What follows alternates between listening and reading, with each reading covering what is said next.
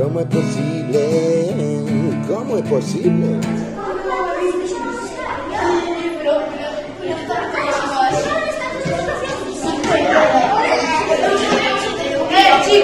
Chicos, ahora aprender con la matemática salvador. A ver. Como é posible que no canto dunha sinal que indicara o final dun poboado ou castro tivera un gran muro? Pois eu non teño nin idea. Non sei que me podes facer. Pois era fácil. Como é posible que no canto dunha sinal que indicara o final dun poboado o castro tivera un gran muro? Porque naqueles tempos, como non había sinais, cercaban os poboados con grandes muros. Como é posible que no canto dunha sinal que indicara o final dun poboado o castro tivera un gran muro? Pois bueno, mira, é que resulta que naquela época non había sinais como hai agora, sinais de tráfico, nin marcas, non había marcas nas estradas, nin nada.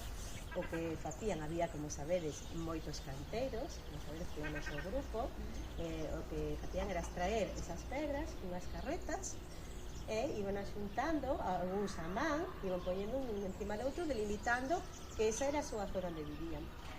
Gracias.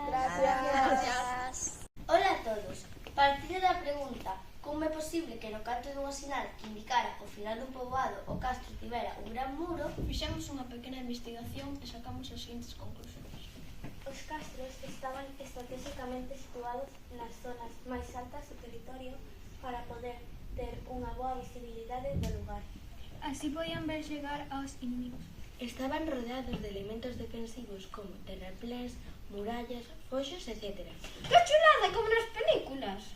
Son poboados fortificados, que non teñen rúas que formen ángulos rectos, senón que teñen forma circular. Ai, isto iba a gustar a Carlos Sainz. As murallas son unha das partes máis importantes do poboado.